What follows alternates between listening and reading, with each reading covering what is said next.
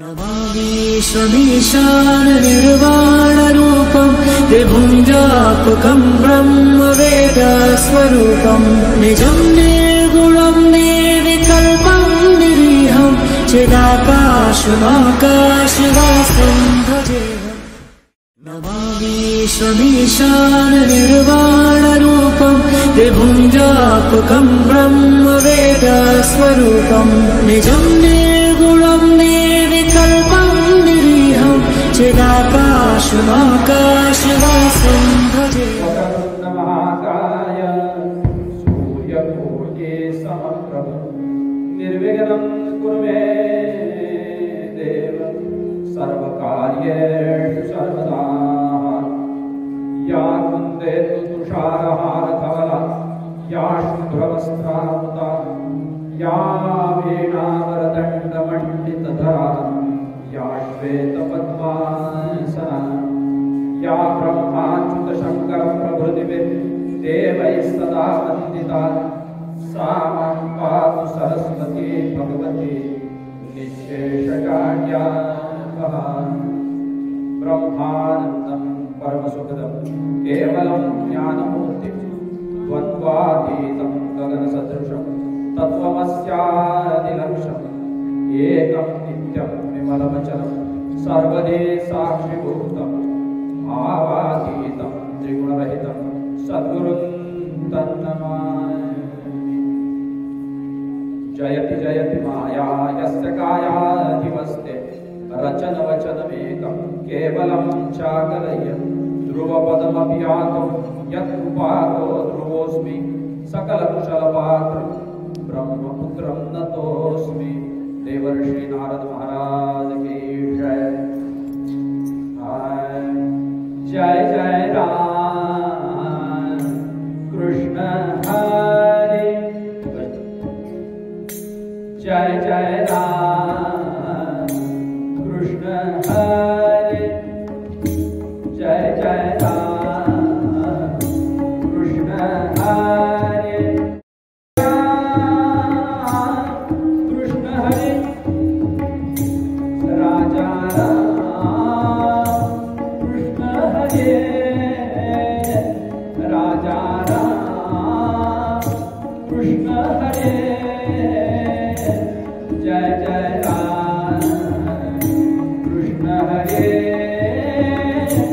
जय जय राम कृष्ण हरे राम कृष्ण हरे राम कृष्ण हरे।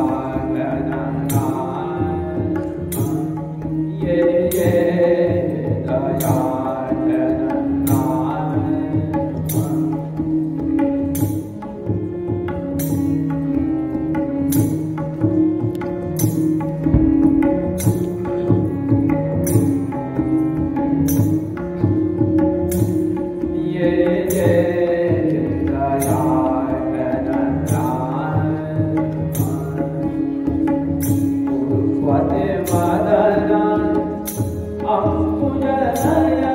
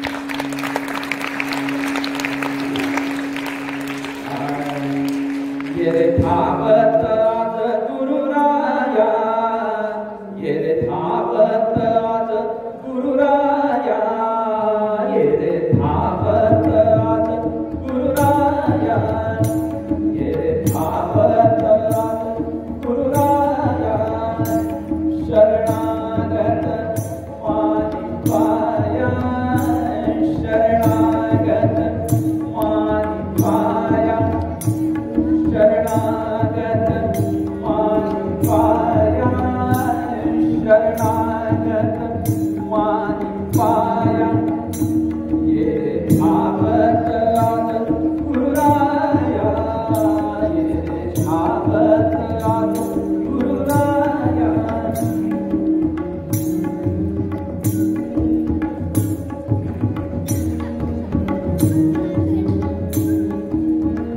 निगमाय निश्चय तत्व न करले, सत्यची भास माया माया, सत्यची भास माया, सत्यची भास माया,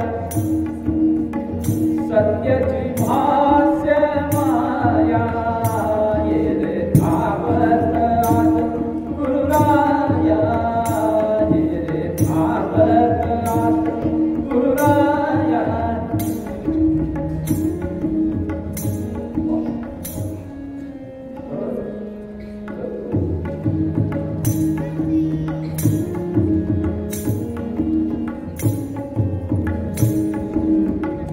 चूड़ामणि सुतत निज कर जय मुनि, चूड़ामणि सुतत निज कर जय मुनि, चूड़ामणि सुतत निज कर जय मुनि, चूड़ामणि सुतत निज कर जय मुनि, लाभित रे गुण गाया गाया, लाभित रे गुण गाया, लाभित रे गुण गाया, लाभित रे गुण गाया, ये रे धावत आज गुरुराया, ये रे धावत आज गुरुराया, ये रे धावत, ये रे धावत, ये रे धावत आज गुरुराया। विष्णवानंद सरस्वती स्वामी महाराज की जय, मधुसूदनानंद सरस्वती स्वामी महाराज की जय।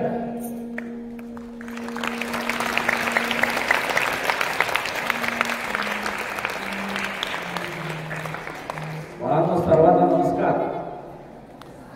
कीर्तन सेवा सुरू करण्यापूर्वी खूप खूप धन्यवाद तुमच्या शाळेच्या समितीचे, शाळेच्या प्रिन्सिपलचे आणि सगळ्या कर्मचाऱ्यांचे, याच्याकरता की मुलांसमोर नारदीय कीर्तन व्हावं हा उपक्रमच खूप स्तुत्य आहे। एकदा तुमच्याकरता तुम्हीच टाळ्या वाजवा।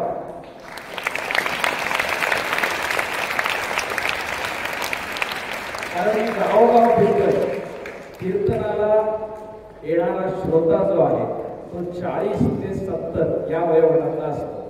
ज्या वयात त्याचं सगळं झालेलं असतं, काही सांगून फायदा नसतो, पण ते ऐकायला येतात। ज्यांना सांगायला पाहिजे त्यांच्या समोर कीर्तन करावं असं वाटणं ही लाख मोलाची गोष्ट आहे। संस्काराची खरी गरज तुमच्यासारख्या वयातल्या मुलांना आहे।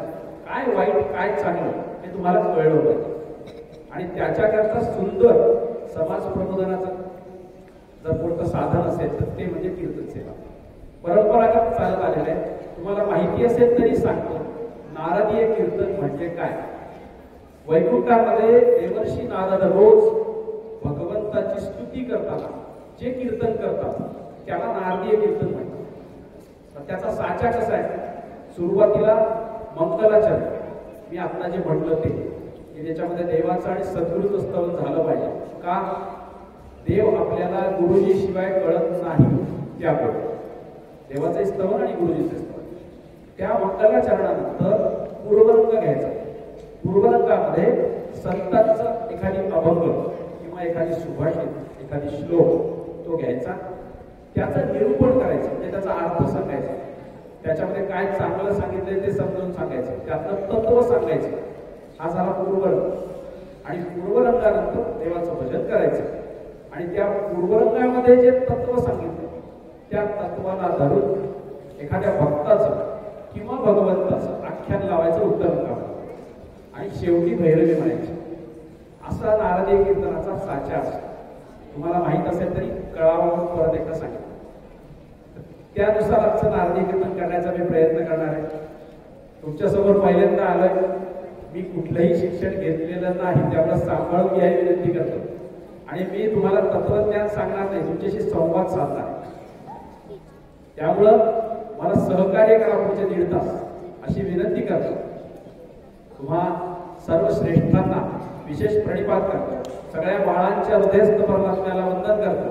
आणि नारदी कीर्तनाच्या परंपरेप्रमाणे पूर्वरंगाच्या पदाकडे वळतो.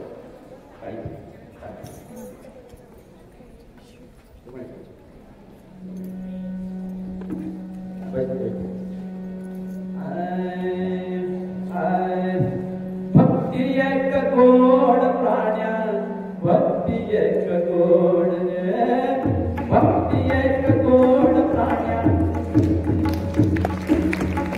भक्ती एक गोड प्राण्या, भक्ती एक गोड, भक्ती एक गोड प्राण्या, भक्ती एक गोड.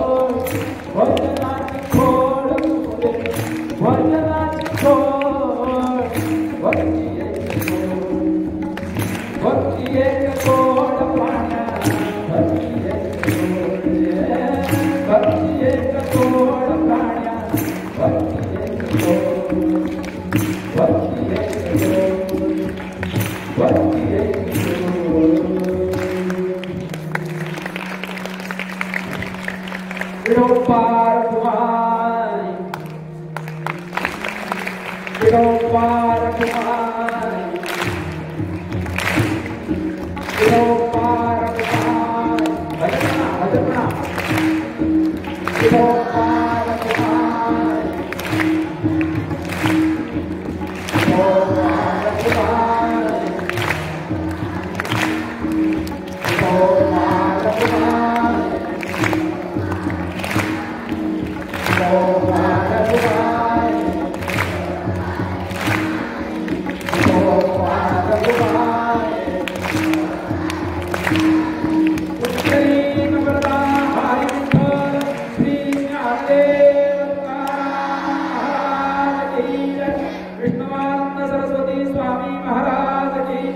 भगवानंद सरस्वती स्वामी महाराज की जय जय रघुवीर समर्थ. आजच्या पूर्वर्गासाठी जो अभंग घेतलाय तो देखील विठ्ठल शास्त्री महाराजांचाच आहे. आता मॅडमनी ओळख करून देताना तुम्हाला सांगितलं की चाकूरला विठ्ठल शास्त्री महाराज नावाचे संत होऊन गेले. मी त्यांच्याच कुळातला, त्याच्यामुळं माझं नाव शास्त्री. मी काही शास्त्री होण्याकरता काही केलं नाही. माझं भाग्य त्याच्या कुळात मी जन्माला. त्यांना शास्त्री पदवी मिळाली. मोठे संस्कृत कवी होते, पंडित होते. त्यांनी 101 कीर्तनाची आख्यानं लिहिली. त्यांचा फोटो तुम्हाला कळण्याकरता समोर लावलाय. त्यांनी लिहिलेले अभंग आहेत. त्या अभंगाचाच हा अभंग आहे. अभंगाचा साधा सरळ अर्थ काय? भगवत प्राप्ती करता जे अनेक मार्ग शास्त्रांनी सांगितलेले आहेत त्यात सगळ्यात साधा सोपा मार्ग कोणता? तर तो भक्ती मार्ग. आता तुम्ही म्हणाल भक्ती म्हणजे काय? शाश्वत गोष्टीवरती केलेलं निष्काम प्रेम म्हणजे भक्ती. म्हणजे काय? जी गोष्ट युगानुयुग टिकते, टिकाऊ आहे, शाश्वत आहे, अशा गोष्टीवरती कुठलीही इच्छा मनात न ठेवता जे प्रेम केलं जातं त्याला भक्ती म्हणतात. मग शाश्वत काय? आपला देश आणि आपला देव. त्या दोनच गोष्टी शाश्वत आहेत.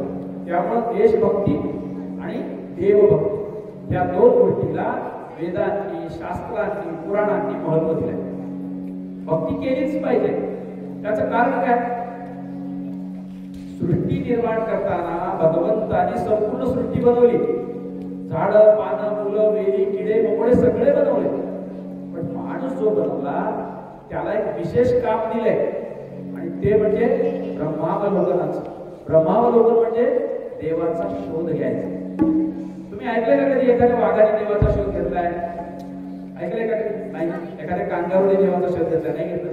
देवाने त्याला ते काम दिलंच नाही. त्याच्यामुळं वाघाला शिकार केली तर पाप लागत नाही.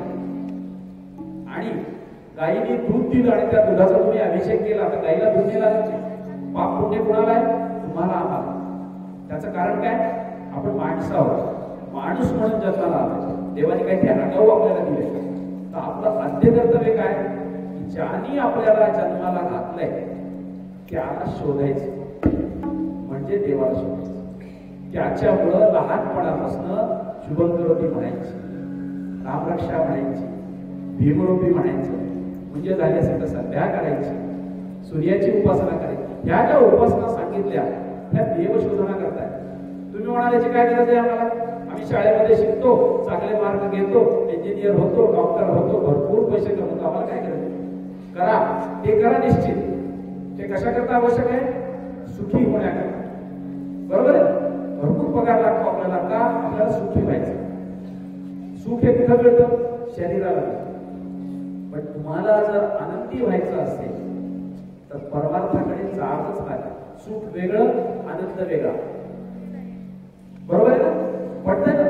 मी म्हटलेलं कळतंय का नाही? कळतंय ना? वा. आता सुख आणि आनंद याच्यात फरक काय? उदाहरण देतो.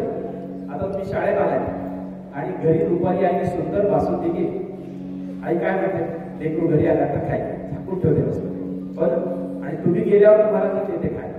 बासुंदी कुणी खाल्ली? तुम्ही खाय. तुम्हाला काय झालं? सुख झालं. आईला काय झालं? आनंद झाला. कळाला ना सुख आणि आनंद याच्यात फरक? बरोबर आहे? आईची बासुंदी खाल्ली आहे का? नाही खाल्ली. तुम्ही खाल्ली आहे. पण आनंद कुणाला झालाय? आईला झाला. आनंद हा आपल्या आत्म्याला किंवा मनाला होत असतो आणि तो आनंद मिळवण्याकरता भगवंताचं शोधन झालंच पाहिजे. आणि देव शोधायचा म्हणजे परमार्थ मार्गाला लागायचं. परमार्थाला 60 वर्षाच्या पुढे जायचं असं काही नाही. लहानपणापासून त्याची आवड मागली पाहिजे. ध्रुवबाळ 5 वर्षाचा होता, बरोबर आहे? प्रल्हाद 7 वर्षाचा होता, तेव्हापासून त्यांनी देव शोधून सुरू केलं. तुम्ही जे शिकताय, जे ज्ञान घेताय, व्यवहारिक लौकिक ज्ञान जे घेताय तो एक भाग आणि पारमार्थिक आध्यात्मिक विकास करून घेणार दुसरा भाग. त्यामुळे दोन्ही एकत्र चालू ठेवायचं. आपण व्यावहारिक काम करत असताना ते संस्काराच्या चौकटीतून जर केलं तर जास्त सफल नाही. त्यामुळं भरपूर पैसे कमवा पण ते धर्माने कमवा. खूप मोठं व्हा पण कितीही मोठं झालं तरी देवाला विसरू नका. देवावरती भक्ती करा. मग मग भक्ती करायची म्हणजे काय करायचं? निष्काम भक्ती म्हणजे त्या भगवंताचं नामस्मरण जरी केलं, काहीतरी मनात ठेवून नाही, देवा मला परीक्षेला पास कर, मी तुझ्या दर्शनाला येते, ही भक्ती नाही. कुठलीही इच्छा न ठेवता भक्ती करायची.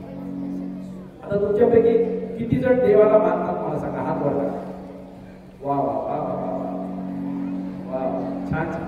ज्यांनी हात वर केले त्यांचं अभिनंदन, पण ज्यांनी हात नाही वर केले त्यांच्याकरता आधी बोलतो. वा वा, धन्यवाद धन्यवाद धन्यवाद. आता ज्यांनी हात वरती नाही केले त्यांना देव मान्य नाही. म्हटलं बघा, ठीक आहे ठीक आहे, तुम्हाला देव मान्य नाही. आता कारण सांगतो तुम्हाला, कारण सांगतो. देव जो मानतो त्याला आस्तिक म्हणतात आणि देव जे मानत नाही त्यांना नास्तिक म्हणतात. समाजामध्ये नास्तिक लोक आहेत, आपल्याला त्यांना वाईट म्हणायचं नाही, पण त्या नास्तिक लोकांनी करता एक गोष्ट तुम्हाला मी सांगतो. एक गुरुजी होते इंग्रजांच्या काळात, गणित शिकवायचे आणि गणित शिकवत असताना इंग्रज अधिकाऱ्याच्या घरी जाऊन त्यांच्या मुलांनाही गणित शिकवायचे. त्याच्यामुळे त्यांची विचारधारा नास्तिकतेची होती, ते देव मानायचे नाही. आणि हे गुरुजी तेवढ्यावरही शांत नाही थांबायचे, गावोगाव फिरायचे आणि देव कसा नाही हे लोकांना पटवून द्यायचे, म्हणजे पुढचे नास्तिक होते. एके दिवशी एक शाळेचा मुलगा सकाळी सकाळी त्या गुरुजींच्या घरी फुलं द्यायला गेला. त्यावेळेस ते गुरुजी पूजा करत होते. त्या मुलांना बरं वाटलं, हे गुरुजी तर नास्तिक आहेत, गावोगाव फिरतात, देव नाही म्हणून सांगतात आणि घरी पूजा करतात. त्याने विचारलं गुरुजींना, गुरुजी हे कसं? त्यावेळी त्या गुरुजींनी त्या मुलाला सांगितलेलं वाक्य ऐका. गुरुजी म्हणाले की माझ्या बुद्धीला फक्त माहिती आहे की देव नाही, पण माझी बुद्धी सर्व व्यापक नाही, विश्वव्यापक नाही. माझ्या बुद्धीच्या मर्यादेच्या पलीकडे देव आहे असेल म्हणून मी देवाची पूजा. त्यामुळे ज्यांना देव मान्य नाही त्यांनी लक्षात ठेवा की तुम्हाला देव मान्य नाही हे चुकीचं आहे, तुम्हाला देव कळला नाही आणि तो समजून घ्यायचा. ज्यांनी हात वर केले त्यांना कळलाय, सोपं झालं. पण ज्यांनी हात नाही वर केले त्यांनी लक्षात घ्या की तुम्हाला देव कळला नाही. त्यामुळे देव समजून घ्या आणि देव समजून घेण्याकरता कथा, प्रवचन, कीर्तन ऐकायचे, मग देव कळतं. आईकडनं रामरक्षा ऐकायची, आईकडनं भीमरूपी ऐकायचं, मग देव कळतं. त्या देवाची आपण भक्ती करायची. आता भक्ती करायची म्हणजे काय? डोळे बंद करून एक एक तास 2 तास बसून राहायचं नाही. दिवसातले 10 मिनिट द्या. सकाळी वेळ असेल सकाळी द्या, संध्याकाळी वेळ असेल संध्याकाळी. त्याचं कारण काय की तुम्ही 10 मिनिट जे काही कराल देवाबद्दल त्याच्याने तुमच्या मनाची एकाग्रता वाढते. तुम्ही मराठीमध्ये कॉन्सन्ट्रेशन म्हणतात, ते वाढतं. बरोबर आहे? एकाग्रता कळत नाही, कॉन्सन्ट्रेशन पटकन कळा, ते वाढतं तुमचं. तुम्ही करून बघा उद्या 10 मिनिट देवाचा जप करा. पण तो जप कसा करायचा? मनापासून. त्यावेळी आपल्या डोळ्यासमोर आणि मनात दुसरं काहीच नकोय, फक्त भगवंत पाहिजे. आता आम्ही 2 मिनिट पूजा केली देवाची, किती प्रसन्न वाटलं सांगा बरं. ते प्रसन्न कशाला वाटलं? डोळ्याला वाटलं का मनाला वाटलं? मनाला. तसं तुम्ही देवासमोर बसा, उदबत्ती लावा, हात जोडा, देवाचं ध्यान करा आणि 10 मिनिट देवाचा जप करा मन लावून. आणि मग बघा दुसऱ्या दिवशी तुम्हाला 11 मिनिट करावं वाटतं, दुसऱ्या दिवशी 12 मिनिट करावं वाटतं आणि तुमचं मन कसं स्थिर होतं बघा. परीक्षेमध्ये तुम्हाला पुस्तकाच्या 5च्या 5 डोळ्यासमोर दिसायला लागतात. माझा स्वतःचा अनुभव सांगतो मी. 1974ला माझी पूजा झाली, त्या दिवसापासून मी रोज रामरक्षा म्हणतोय, रोज न चुकता. एक वेळ तरी म्हणतोच. मी जपानला होतो तरी म्हणतो, कुठेही गेलो तरी म्हणतो. त्याचा फायदा मला काय झाला? कुठलंही शिक्षण न घेता 4 वर्षापासून संस्कृत भागवत मी वाचतोय आणि 4 वेळेस भागवताचा अर्थ मी सांगितलाय एक महिना. ही बुद्धी कुठून आली? फक्त आणि फक्त देवाचं ध्यान रोज केल्यामुळे. मी माझा मोठेपणा सांगत नाहीये, माझा अनुभव सांगतोय. फक्त रामरक्षेच्या जोरावर आज मी कीर्तन सुद्धा करतोय. ही ताकद आहे रामरक्षेची. तुमच्या भोवती अशा संरक्षणाचे वलय तयार होतात. आता कुणी कुणी काय म्हणतात, देव दिसतो का आम्हाला दाखवा, जे दिसत नाही त्याला आम्ही मानत नाही. हवा दिसते का? नाही. आपण मानतो की का? हवेचे परिणाम आपल्याला माहिती आहेत, त्या परिणामावरून आपण ठरवलं की हवा आहे. बरोबर आहे? वीज दिसते का? विद्युत, इलेक्ट्रिसिटी नाही ना. शॉक लागल्यावर इलेक्ट्रिसिटी आहे. तसा देव दिसत जरी असला तरी जसं आपल्याला विज्ञानामध्ये वैज्ञानिक किंवा सायंटिस्ट लोक सांगतात, आता पृथ्वीचा ताशी वेग 1000 किलोमीटर प्रति घंटा आहे. हे आपण पुस्तकात वाचतो.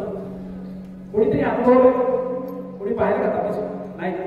आपण का मान्य करतो? ते शास्त्रज्ञांनी सांगितलं. तसं अध्यात्मातले परमार्थातले शास्त्रज्ञ, परमार्थातले वैज्ञानिक म्हणजे आपले संत, त्यांनी जे सांगितलं ते आपण मान्य करायचं, त्याला पाट्या नाही पडायचं. संतांनी सांगितले देव आहे, आपण मान्य करायचं. दुसरं तुम्हाला पटायसारखं सांगतो, कार्यकारण भाव विज्ञानामध्ये शिकले बरोबर, मराठीमध्ये गडबडत असेल. कार्यकारण भाव विज्ञानात आहे. म्हणजे सफरचंद खाली पडलं, तिथे शोध लागला कशाचा? गुरुत्वाकर्षण, ग्रॅव्हिटेशन. बरोबर, कशामुळे? कार्य घडलं. कार्य काय होतं? सफरचंद खाली पडलं. मग ते कार्याच्या मागचं कारण, रिझन ऑफ दी वर्क, बरोबर, ते शोधून काढलं, ते सापडलं. म्हणजे कुठलाही शोध करण्याकरता कार्यकारण भाव महत्वाचा. आता मला सांगा, ही बिल्डिंग बांधली, ती बिल्डिंग म्हणजे ती बिल्डिंग बांधणारा कोणीतरी इंजिनियर होता, कोणीतरी कारागीर होता, ते तर बांधण्यात तुम्हाला आपोआप नाही उभी राहिली, बरोबर. मग तो इंजिनियर, तो कारागीर, त्या सगळ्यांवरती नियंत्रण करणारा कोणीतरी मुख्य होता, हे मान्य तुम्हाला, तेव्हाच ही बिल्डिंग उभी राहिली. तसं हे संपूर्ण विश्व समोर दिसते आपल्या, कुणी उभं केले? आपोआप उभं राहिलं का? हे संपूर्ण विश्व ज्याने तयार केलं, तो नाही म्हणणं इतकी हास्यास्पद आहे. तो आहेच, तो आहे म्हणूनच सगळं चालतंय. भगवंत आहे आपल्याला कळायला वेळ लागला. देव आहे हे लक्षात ठेवा. देव सर्वत्र आहे, देव सदा आहे. मराठीत सांगू का? God is everywhere every time, हे लक्षात ठेवा. देव नाहीये म्हणून काढून टाका. देव आहे, सर्वत्र आहे, सदा आहे. फक्त आपल्याला कळायला वेळ. मग तुम्ही म्हणाल सगळीकडे देव आहे, मंदिरात का जायचं? बरोबर. तुम्ही घरी गाड्या आहेत ना, तुमच्या प्रत्येकाच्या घरी गाड्या आहेत ना, हवा भरायला पंपावरती का जातात? घरी हवा आहे, रूम मध्ये सगळीकडे हवा आहे, तिथे का जातात? का जातात? पंपावरती हवा जास्त प्रेशर आहे. तसं देव सगळीकडे जरी असला, ती देवाची जास्त तीव्रता त्या मंदिरामध्ये, कारण तिथे प्राणप्रतिष्ठा झाली म्हणून मंदिरात जातात. तर देवाची भक्ती करण्याकरता पहिली पाहिजे काय? देव समजून घ्या, देव आहे हे मान्य करा, आणि मग देवाची भक्ती करा. देवाचा जप कसा करायचा? एक छोटी गोष्ट सांगतो तुम्हाला. गोटी रूपात सांगितलं की कळतं पडतं. छोटीशी गोष्ट सांगतो. एक छोटं गाव होतं, नदीच्या काठावरती बसलेलं, आणि गावाच्या बाहेर एक साधू राहतो. पर्णगोटीमध्ये राहायचे. सकाळी सकाळी त्या गावात नाही गवळणी यायची दूध घेऊन, आणि त्या साधू महाराजांकडे दूध द्यायची. तर महाराज ती ज्यावेळेस दूध द्यायला जायची त्यावेळेस जप करत बसलेले असायचे डोळ्यात. मग त्याचा शिष्य आपलं ते काय भांडा असेल दुधाचं ते घेऊन जायचा, दूध घ्यायचा आणि मध्ये जायचं. एके दिवशी ती दूध द्यायला आली, कोणी शिष्य समोर नव्हता. साधू महाराज आपले जप करत बसले होते. त्यांनी पाहिलं की कोणीच नाहीये, म्हणून साधू महाराज स्वतः दूध घ्यायला लागले. तेवढ्यात शेजारच्या झोपडीतून तुमच्यासारखं एक लहान बाळ, आणि त्यांनी त्या गवळणीला विचारलं, मावशी मला दूध दे ना. ते म्हणजे गडू घेऊन ये, ग्लास घेऊन ये. तो मुलगा ग्लास घेऊन आला. त्या दूधवाल्या बाईने त्याला ग्लास भरून दूध दिलं. त्या मुलाने ते पिलं, परत ग्लास पुढे गेला, तिने परत दिलं. असं 3दा झालं.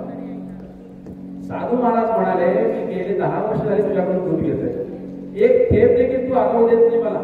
त्या मुलांनी मागितल्यावर 3 ग्लास दिले तू, हे कसं? ती अनपड गवळण म्हणाली, साधू महाराज तुमचा हिशोब वेगळा, आमचा हिशोब वेगळा. तुम्ही देवाचं नाव सुद्धा मोजून घेता, त्यांनी प्रेमाने मागितलं म्हणून मी दिलं. तुम्ही मोजून घेता देवाचं नाव, इतके व्यवहार येतो. त्यामुळे देव आहे, देवाचं नामस्मरण करताना, देवाची पूजा करताना कधीही गणित करायचं नाही. अगणितपणे त्याला पुजलं पाहिजे, त्याचं नामस्मरण अगणितपणे घेतलं पाहिजे. त्यामुळं मनापासून कुठल्याही मर्यादा न ठेवता देवावरती भक्ती करा. आणि भक्ती करायचे प्रकार खूप जरी असले, सगळ्यात सोपा उपाय काय? देवाचं नामस्मरण. तुम्ही देवाचं नामस्मरण करता, कधी करता? परीक्षेमध्ये अवघड प्रश्न आला, राम राम राम सुरू होतं, बरोबर आहे? तसं नाही करायचं. आधीपासून राम राम म्हणा, म्हणजे संकटाच्या वेळेस राम. आणि दुसरं, तुमचं स्वतःच काम हे अर्धवट ठेवून देवाला मदतीला बोलवू नका. तुम्ही तुमचं काम नीट करा, देव तुमच्या पाठीशी. काम अर्धवट ठेवलेल्याच्या पाठीशी देव नाही. तुमचा अभ्यास पूर्ण करा आणि मग देवाला सांगा की देवा माझा पेपर चांगला गेला पाहिजे. बरोबर आहे. जास्त संस्कृत वचन सांगून पूर्वरंग मी घेत नाही. मला बाहेर भरपूर जागा आहे संस्कृत वचन बोला. तुम्हाला पटेल पचेल असं सांगायला. त्यामुळे देवाची भक्ती करायची आणि देवाची भक्ती केल्यानंतर भगवंत सतत आपल्या पाठीशी आहे.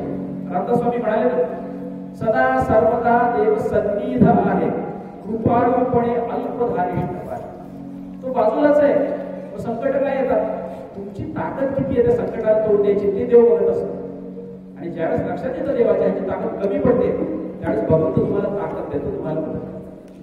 त्यामुळे हे लक्षात ठेवा की देव आपल्या पाठीशी आहे. फक्त काय करायचं त्याच्या भगवंताला भक्ती करायची. कशी करायची? शुद्ध भाव, स्वच्छ भाव. अंतःकरण स्वच्छ पाहिजे. अगदी शुद्ध भावाने देवाची भक्ती करायची. ती भक्ती केली तर भगवंत मदत करायला कसा येईल हे आता उत्तराखंडमध्ये आख्यानामध्ये विठ्ठल शास्त्री महाराजांनी रचलेलेच आख्यान आहे. आषाढी एकादशीच्या पूर्वसंध्येला आपण बोलतोय. त्यामुळं आपल्या महाराष्ट्राचं नाही, भारताचं नाही, तर सगळ्या विश्वाचं आराध्य दैवत जे आहे. कोण आहे विश्वाचं आराध्य दैवत? पंढरपूरचा विठोबा. त्याचं एक सुंदर आख्यान लावण्याचा मी प्रयत्न करतो. त्यापूर्वी सुंदर भजन अच्युतम केशवम कृष्ण दामोदर राम जानकी अच्युतम केशवम कृष्ण दामोदर राम जानकी अच्युतम केशवम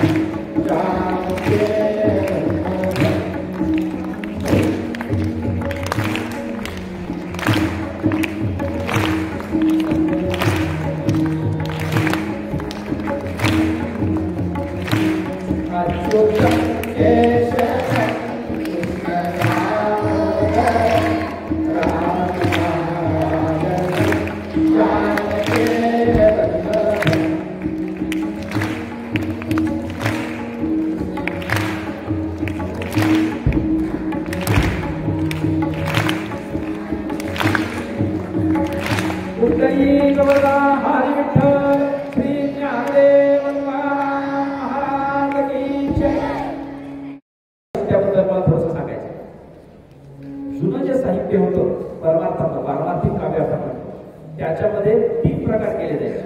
एक संत काव्य, दुसरं पंत काव्य आणि तिसरं दंत काव्य. संत काव्य म्हणजे अभंग, ओव्या, बरोबर आहे. दुसरं पंत काव्य.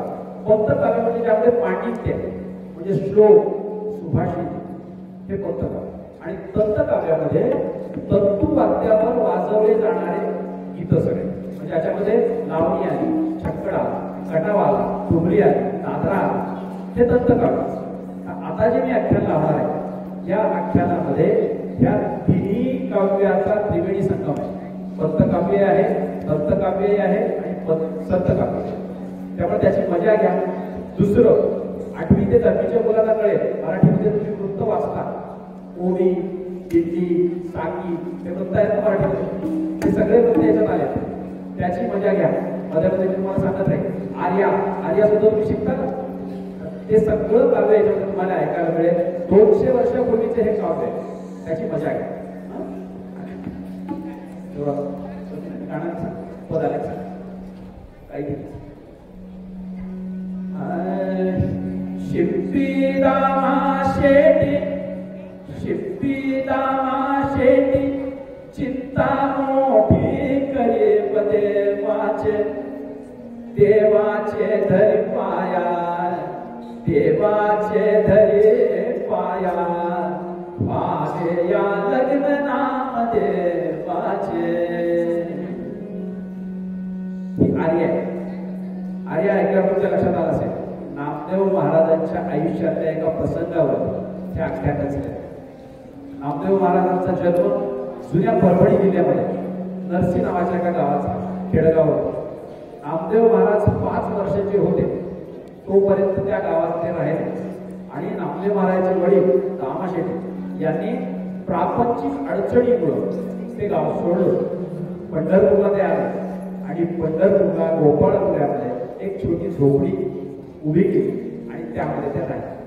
अतिशय साधारण परिस्थिती, गरिबी. त्यांना एक मुलगा नामदेव नावाचा, त्याची पत्नी गुणाबाई, स्वतः ते दामा शेट्टी आणि एक अनाथ मुलगी 5 वर्षाची, तिचं नाव सनाबाई.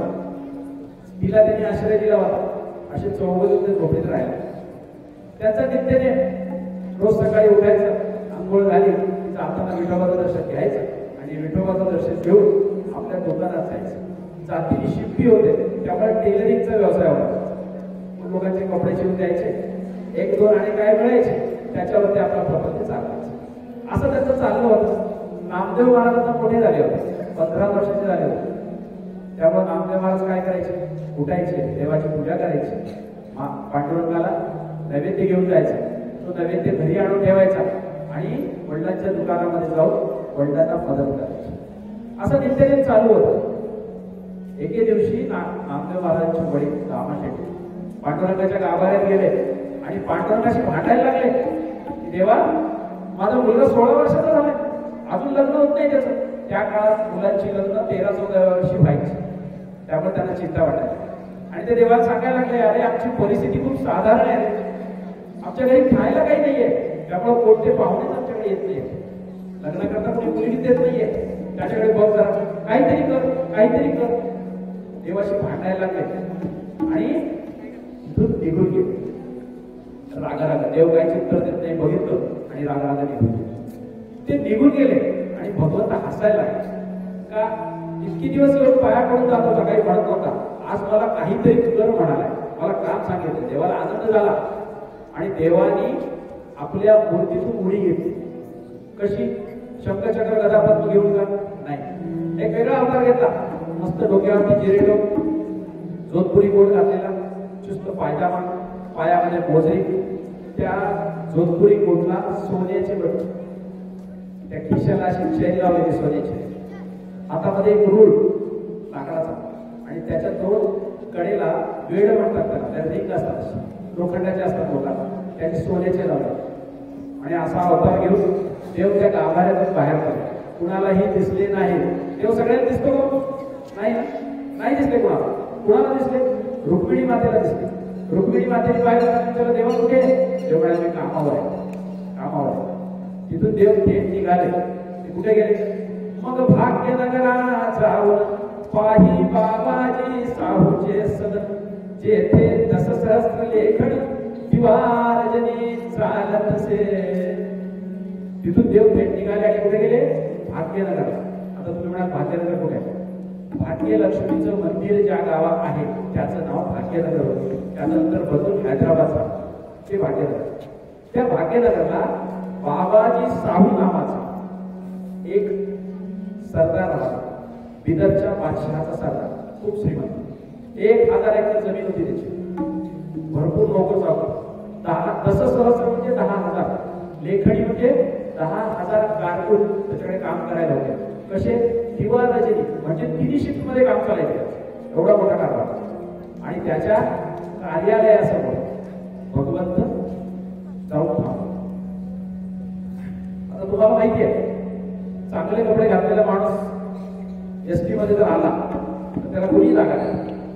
तसं भगवंताचे कपडे पाहिले आणि दामा शेट्टीला पाहिला बाबाजी बाहेर आहे, भगवंताला पाहिला आणि हात जोडले ते, काय कोण पाहिजे, कुठून आला, का, भगवंताच्या कपड्यावर पाहिला, श्रीमंतीला पाहिला.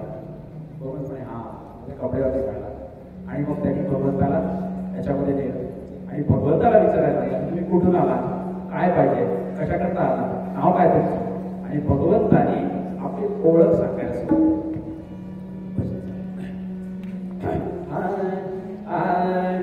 विठ्ठल प्रभू तो दीनदयाळू दामा शेटे साठे.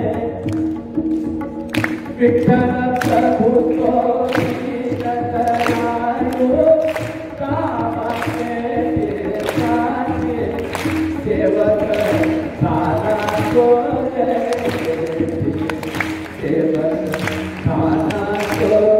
क्षेत्र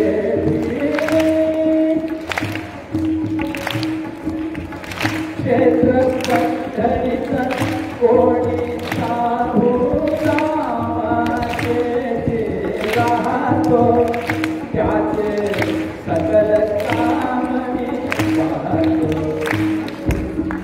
शीलवंत गुणवंत त्याची सुद्धा नाम देवराजतो कांता करुण गुणवते माझे नाम विठ्ठल देऊनी मला सर्वदा पाहतो मी त्याचे चिंता पाहतो त्याने जे मन आज्ञा केली धरतो कोणी सेवक माझा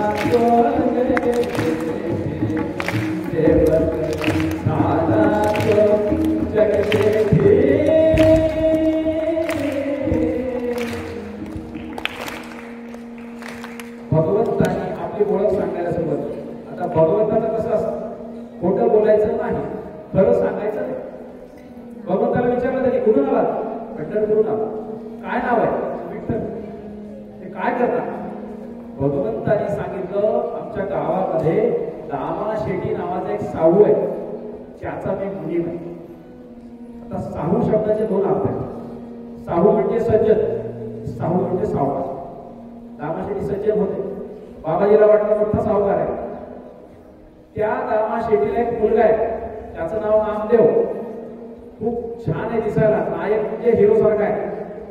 त्याच्याकरता मुलगी पाहायला मी फिरतोय आणि बाबाजीने भगवंताला धरलं आणि आग्रह करतच आपल्या घरी गेले.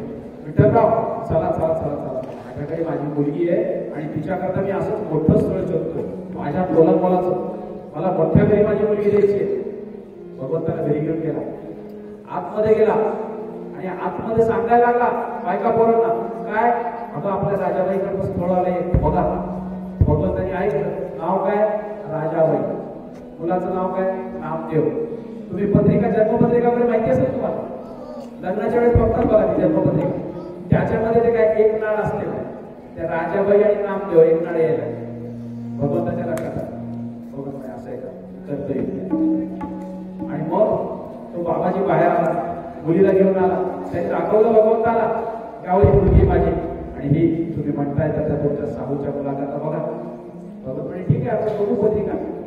तो ओरडायला पंचांग पंचांग. तेवढ्यात भगवंतानी खिशातून पंचांग, विठ्ठलराव पंचांग खिशातून तुमच्या.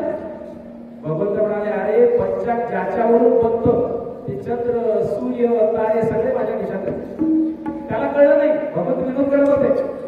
आणि भगवंतानी पंचांग पाहिल्याचं नाटक केलं आणि भगवंतानी सांगितलं 36 गुण जुळतात. का असं काय केलं भगवंतानी, तुम्हाला वाटेल खोटं सांगितलं.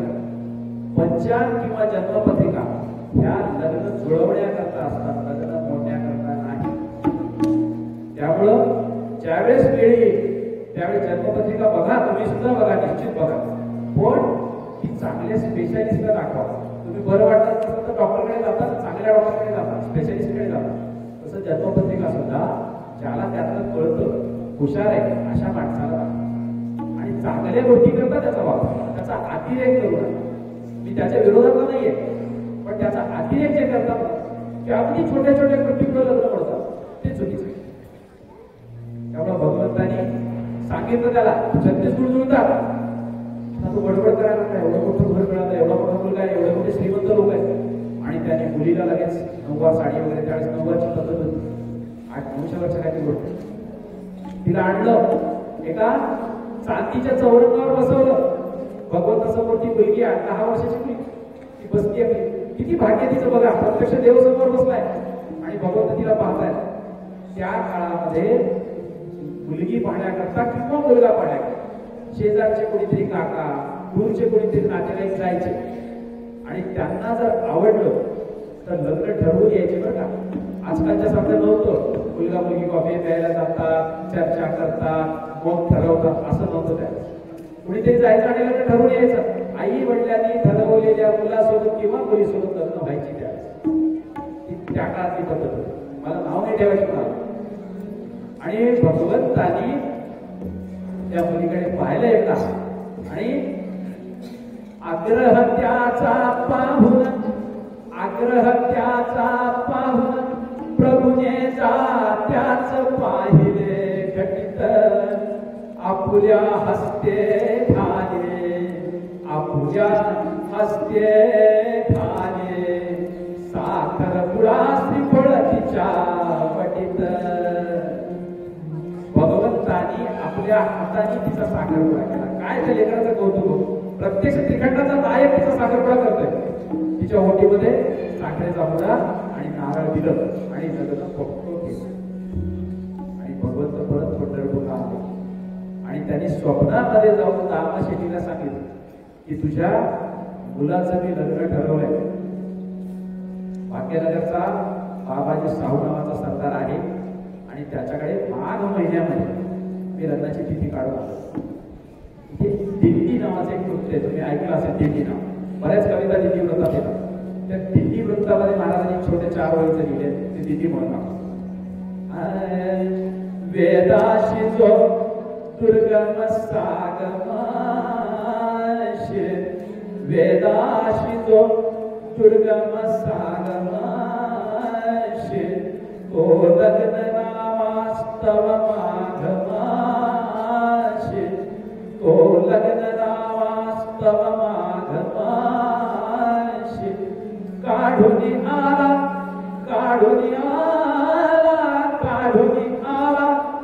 निज आश्रमाला काढून आला निज आश्रमाला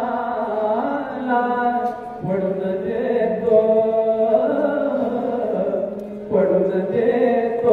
निज आश्रमाला पडून देतो निज आश्रमाला.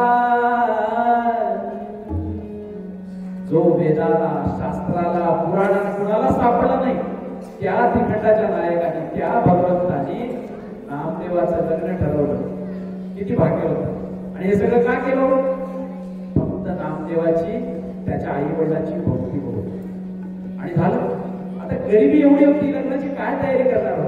सकाळी जेवायला मिळालं तर संध्याकाळी जेवायला काय हे माहित नव्हतं. इतकी विचित्र परिस्थिती. काय लग्नाची तयारी काय दिवस जात होत. हळूहळू गावातल्या लोकांना हे सांगायला लागले. दामा शेट्टी सांगायचे आमच्या नामाचं लग्न जुळलं बरं का. लोक थट्टा करायचे. अवतार बघा लग्न करतात पोराचं. गुणाबाई नामदेवाची आई ती पाणी भरायला गेली की सांगायची शेजारी अहो आमच्या नामाचं लग्न जुळलं बरं. बायका थट्टा करायच्या. गरिबीची कुणी थट्टा करत. बायका थट्टा करायची.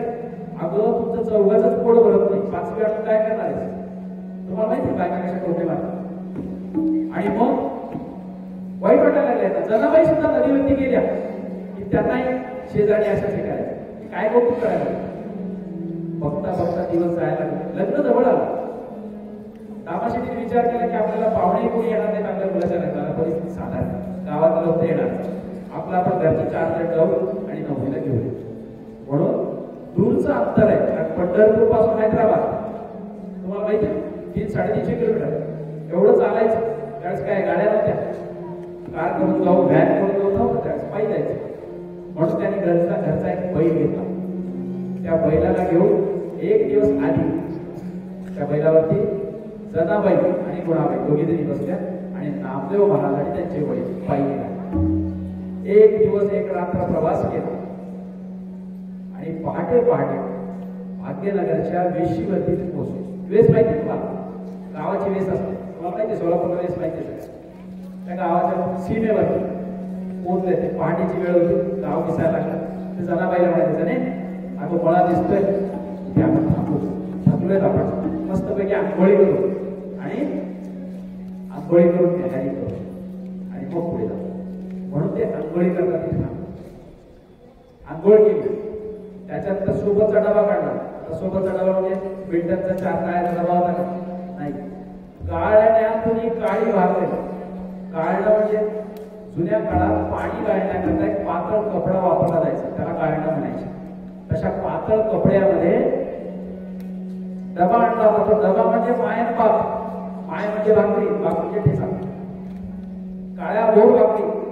जुन्या काळामध्ये मल्ली नावाची ज्वारी यायची काळी, गरीब लोक ती खायची, त्याच्या भाकरी केल्या. गरिबी खूप वाईट असते का?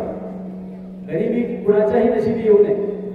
त्या भाकरी आणि ठेचा आवडीने खात होते ते, का थकून आलेले होते, न्यायाने झाली त्याची. तेवढ्यात त्या मळ्यातले काम करणारे लोक पळत आले आणि त्यांना विचारायला कुठून आला? पंढरपूरून आला. कसं काय आलं? आमच्या मुलाचं लग्न आहे. कुणासोबत? बाबांच्या मुलीसोबत. हसायला लागले लोक. अरे काय तुमचा अवतार, फाटके कपडे तुमचे, हातामध्ये मातीचं पात्र, भाकरी काय खाताय आणि आमच्या बाबाजी सावकाराचे तुम्ही काही होणार? असं कसं शक्य आहे? हसायला लागले. यांचा अपमान करायला लागले. का अपमान का करायला? प्रभूला विसरून आले, प्रभूला विसरून आले, दामाना वाजना कुणात सवघे. प्रभूला विसरून आले, दामाना वाजना कुणात सवघे. त्याचे फळ हे आहे अपमानाची काहीशी सवघे. देवाला विसरून आले होते म्हणून अपमान व्हायला सुरुवात झाली. देवाला लग्नाला या म्हणायचं विसरलं आणि दामाजीच्या लक्षात आले आपली पहिली व्हायला काय करायचं. तेवढ्यात एक म्हातारा माणूस काय म्हणाला, अरे आपल्याला काय पोरगी द्यायची का? तुम्ही म्हणतायत बाबाजीचे पण बाबाजीला निरोप द्या. आणि एक जण पळत गेला, त्याने जर बाबाजीला सांगितलं. आता बाबाजी एवढा मोठा सावकार सरदार लग्न आलंय म्हणाला की त्यांनी काय केलं? सैनिक गोळा केले, वाजंत्री आणली आणि वाजत वाजत म्हणायला वाजत जात मी पाहतोय त्याच्यावर हसायला लागले सगळे. बाबाजी एवढे हसू नका हसू. वाटेमध्ये चोरांनी मारहाण करू नये म्हणून त्यांनी कपडे बदलले असतात. त्यांना नीट विचार काय नाव आहे? दामाशेठ. मुलाचं नाव काय? नाव बाबाजी म्हणे नाव तर बरोबर आहे. कुठून आला? पंढरपूर. बाबाजी म्हणे पत्ता आहे बरोबर आहे, नाव बरोबर आहे, पत्ता बरोबर आहे, रॉंग नंबर जातोय, असं का होतं? मग बाबाजींनी शक्कल लढवली. बाबाजी काय म्हणे, मी तुम्हाला ओळखत नाही, तुमचं लग्न जुळवलं कोणी? विठ्ठलराव नावाचा तुमचा मुनी माला, त्याला घेऊन या. आणि बाबाजीने घेऊन या. आता आली पंचायत. विठ्ठलराव म्हणायचं, विठ्ठल काय असं या म्हणजे येतो का? आणि दामाशेठीनं वाईट वाटलं की अरे आता फजिती होणार. आणि दामाशेठीने कळवळ भगवंताला हाका मारायचा. पाव मजला पंढरीराया, पाव मजला पंढरीराया, शरण आलो नेत्रराया, शरण आलो नेत्रराया, पाव मजला पंढरीराया, पाव मजला पंढरीराया, शरण आलो नेत्रराया, शरण आलो नेत्रराया.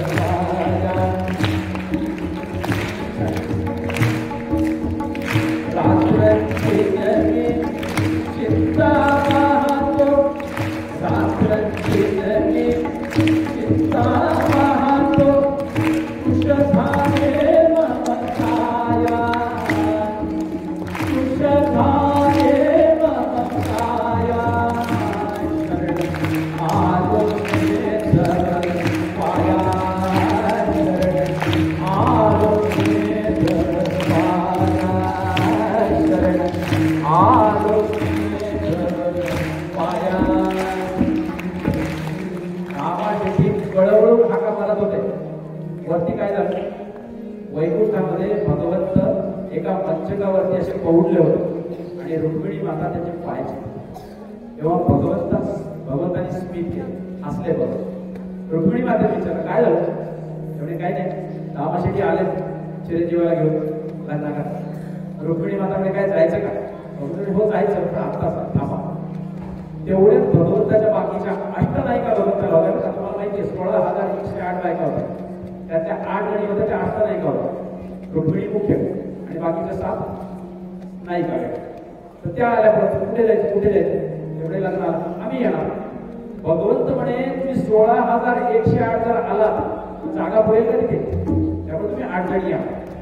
आणि मग 8 जणी तयार व्हायला मध्ये गेले. भगवंत बसले. भगवंत म्हणे बोलवल्याशिवाय जायचं नाही. आपल्याला या म्हणालाय का तो नाही, न बोलवता जायला आपण काय पुढारी आहे का? आपण नाही जायचं.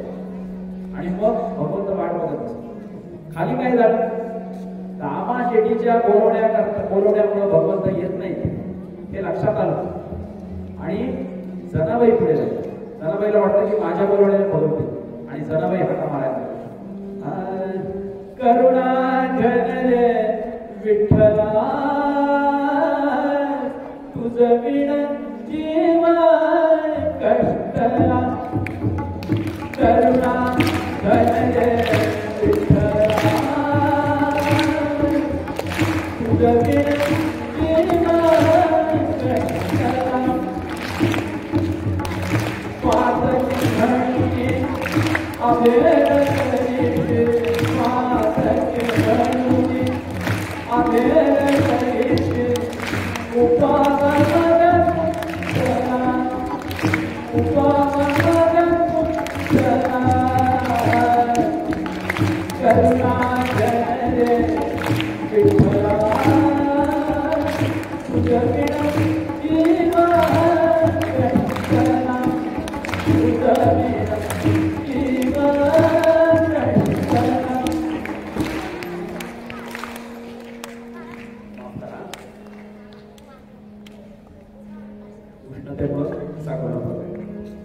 उद्या म्हणू नका मॅडमना चाकूरच्या महाराजांनी पाणी पीत कीर्तन केलं म्हणू नका.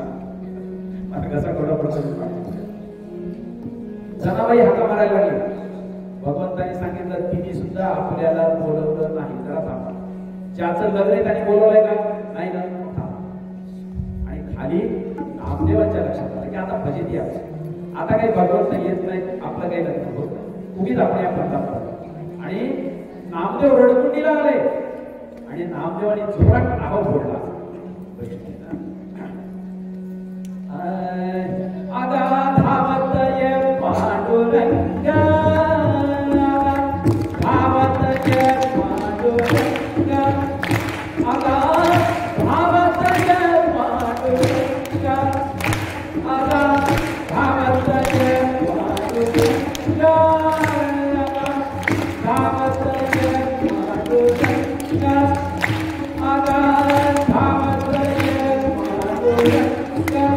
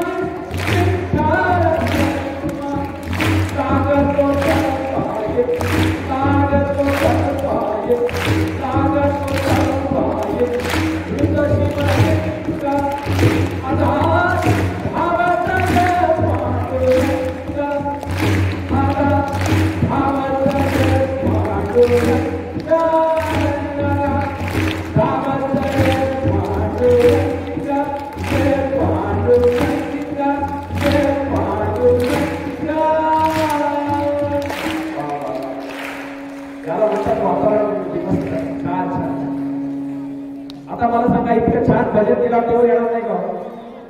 लेकरू आवाज देत आहे आणि आई येणार नाही असं होईल का? आई सी ऐकताच वाणी निघता झाला चक्रपाणी सवे त्याच्या आठही जणी सहित रुक्मिणी निघाल्या. भगवंत आपल्या अष्टनायिकांना घेऊन ताबडतोब निघाला. कुठे? खाली भाग्यनगराला. नुसता निघाला नाही, जाताना सगळ्यांना आदेश दिले. स्वर्गामध्ये यादवांना, सगळ्या देवांना, देवाच्या राजा इंद्राला त्यांना सांगितलं सगळं वैभव घेऊन या, तुमच्या भावाचं लग्न आहे. आणि सगळे देव आपल्या हत्ती घोडे घेऊन तिथे आले. हो, भगवंत आलेलं कुणाला कळलं? ह्या चौघाला.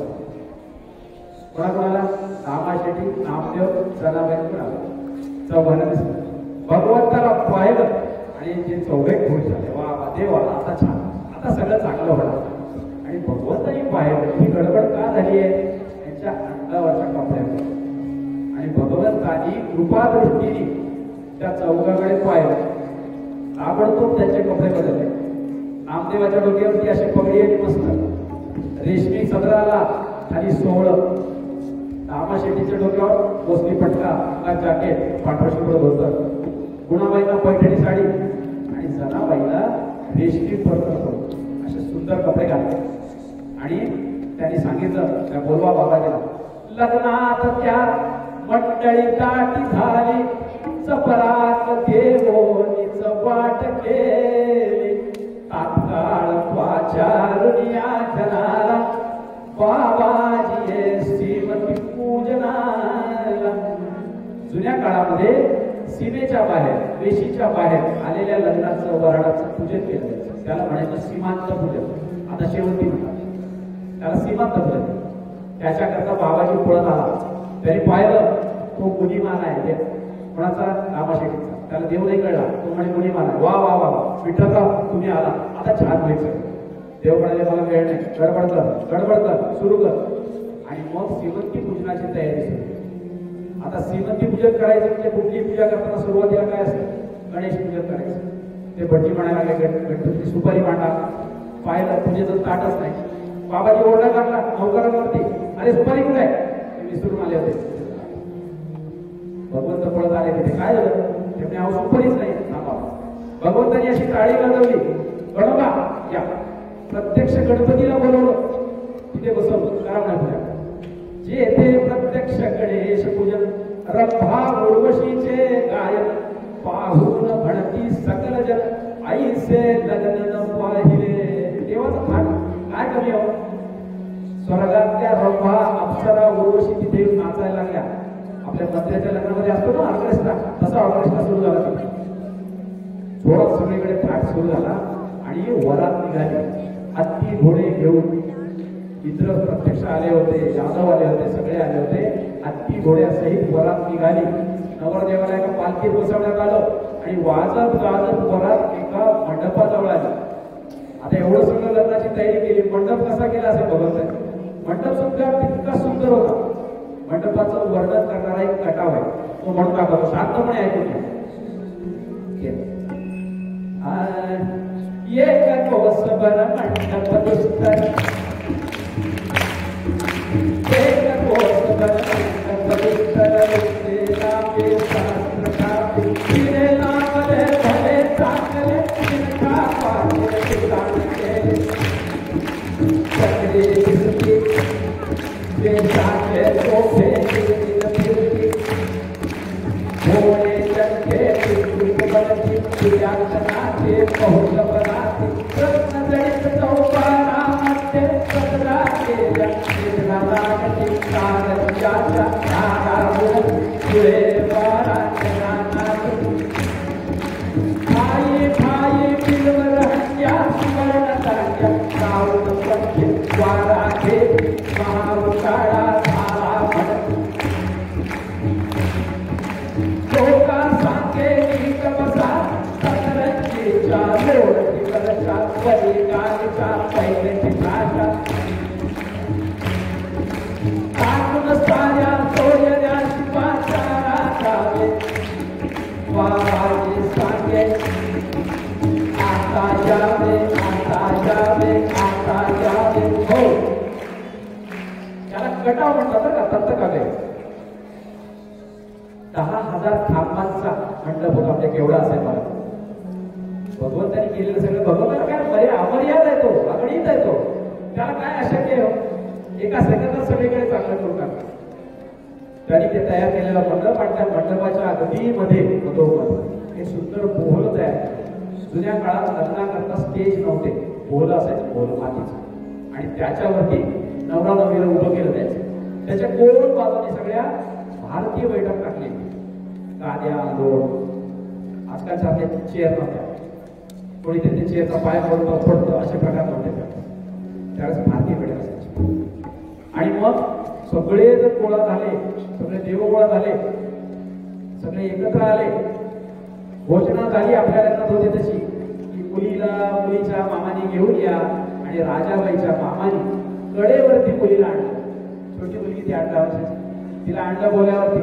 आता नामदेवाचा मामा कुठे मामा आहे, प्रत्यक्ष भगवंत मामा झाले. भगवंताने नामदेवाला घेतलं, बोल्याकडे आणलं, आणि खऱ्या अर्थाने देवाच्या पाठिंब्यात आणि देवाच्या साक्षीत नामदेवांचं आणि राजाबाईचा विवाह संपन्न झाला. पुंडलिकावरती हरी विठ्ठल श्री ज्ञानदेव महाराज. भगवंताने एवढं काम का केलं? कशाचे बरोबर? फक्त आणि फक्त ही गोष्ट सांगितली तुम्हाला. याच्यातलं तत्व काय करा, हे सगळं का घडलं? फक्त आणि फक्त भक्तीच्या जोरात. नामदेवाची, जनाबाईची, गुणाबाईची आणि रामाबाईची, चौघांची जी भक्ती होती, त्या भक्तीमुळं भगवंताला नामदेवाची मदत करावीच लागली. तसा भगवंत आपल्या पाठीशी उभा राहावा असं जर वाटत असेल तर भगवंताशी नातं ठेवा, भगवंताचं नामस्मरण घेत राहा. आजची झालेली सेवा विठुरायाच्या चरणी अर्पण करतो आणि तुम्हा सर्वांना वंदन करतो. 2 मिनिटावर नारदीय कीर्तन झाल्यानंतर भिक्षा मागावी असा नियम आहे. तुमच्या सगळ्यांच्या घरी येणं शक्य नाही, त्यामुळे इथेच भिक्षा मागतो. मला देणार ना? देणार ना? मन लावून ऐका. नंबर 1, आपल्या धर्माचा आणि आपल्या देशाचा अभिमान बाळगा. धर्मकार्य आणि देशकार्य करण्याकरता सतत वेळ द्या, आणि ज्यावेळेस तुम्ही पैसे कमवायला लागा त्यावेळेस पैसे द्या. धर्मकार्य करणं आणि देशकार्य करणं हे आपलं आद्य कर्तव्य. 3, कृपा करून कुठलंही व्यसन करू नका. तुम्ही लहान आहात पण मोबाईल जास्त वापरणं हे सुद्धा व्यसन आहे. आई वडिलांवरती चिडचिड करणं हे सुद्धा व्यसन आहे. आणि मोठे झाल्यानंतर सुद्धा कुठलंही व्यसन तुमच्या जवळ आलं नाही पाहिजे. व्यसनाने माणसाची जीवन पूर्ण बर्बाद होतं, तुम्ही डोळ्याने बघताय. त्यामुळे व्यसन करू नका. 4थं महत्वाचं, आयुष्यात कधीही तुमच्या आई वडिलांच्या डोळ्यात पाणी येईल असं वागू नका. आणि 5वं, त्यावेळेस मोठे व्हा, स्वतःच्या पायावर उभं राहा. त्यावेळेस तुमचे आई वडील म्हातारे झालेले असतील, त्यावेळेस त्यांची यथायोग्य सेवा करा. देवाची पूजा करायला उशीर लागला तर चालेल, पण आई वडिलांना एकटं कधी सोडू नका. त्यांची सेवा कुठे कमी पडू देऊ नका. त्या 5 गोष्टी जर तुम्ही मला दिल्या, मला माझी दीक्षा मिळाली. विठ्ठलाला एकच मागाय, कुठे राहो नाम ध्याने तुझे मोठे, धरो कीर्तन सेवा देवा देवा, जगदर्शाचे सारे रामा पत्ते भोगो, या समचरणाचा प्रेम काढत गेला, साधू सत्ताची वो सदैव मतभेद, शास्त्रज्ञ स्थानी राहो चाचारी, गोपाल कृष्ण भगवान के तुकैगावले हरी विठ्ठल श्री ज्ञानदेव तुकारा, सर्वश्रेष्ठ नामदेव महाराज की जय. कृष्णानंद सरस्वती स्वामी महाराज की, मधुसूदनानंद सरस्वती स्वामी महाराज की जय. जय